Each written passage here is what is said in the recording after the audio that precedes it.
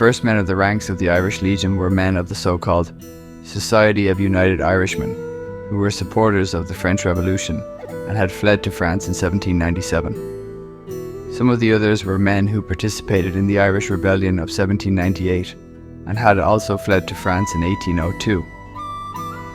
Napoleon took note of the large number of Irish fleeing to France in the wake of unrest there against the British, and took advantage of the situation by forming an all-Irish unit for a planned invasion force of the Isle of 20,000 men. The invasion force itself would be called the Corps d'Irlande. Napoleon's plans came to fruition, where on August 31st, 1803, it was formed by Irish exile Bernard MacSheaghy, who was also an adjutant general in Napoleon's army. General Pierre Augereau was to lead the invasion, and the Irishmen in his army were meant to win the common Irish people's hearts and minds. However, after the naval battle of Trafalgar in 1805, where the French fleet was largely destroyed, Napoleon was forced to abandon his invasion plans of Ireland, and so the Legion was subjected to mere coastal garrison and defence. Nonetheless, Napoleon expanded the Legion from a battalion-sized unit to a regiment-sized one. He recruited more Irish, including those who had deserted from the Royal Navy, and also some Germans and Poles. He stationed them at Fort Mainz in what is now Germany. In December 1805, Napoleon gave them a regimental flag with an eagle emblem on it, the only unit of foreign soldiers in his army to ever receive. He made them green uniforms and set their strength at 2,000. Some believe that Napoleon showed them such favour because his own war minister, Marshal Henry Clark, was born to Irish exiles who had fled to France.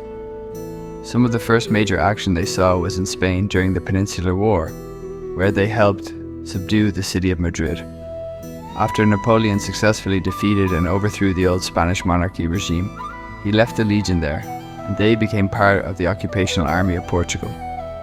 During a battle there, they received high distinction when their drummer boy lost both his legs, but continued to beat his drums. For this, that drummer boy received the highly esteemed Legion of France award. At the Battle of Busaco in September 1810, the Legion came to blows with their fellow Irishmen in the form of the Connaught Rangers.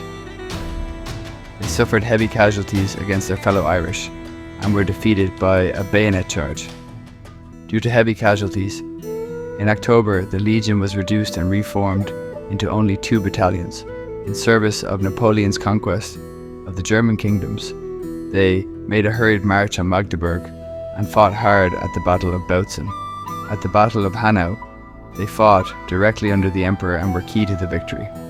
They also held the town of Liegnitz against enemy attacks until the Imperial Guard arrived to relieve them. In Silesia, they held their own and broke an enemy cavalry attack. After this battle, they found themselves with their backs against a river in winter against a Russian and Prussian onslaught, which saw them overwhelmed and defeated. After returning from the Eastern Campaign in 1813, the Legion emerged a tattered and shattered unit with only 117 men left out of a starting total of 2,000. After Napoleon's abdication and the return of the French Bourbon kings to the throne, they were disbanded and their regimental colours and eagle were destroyed.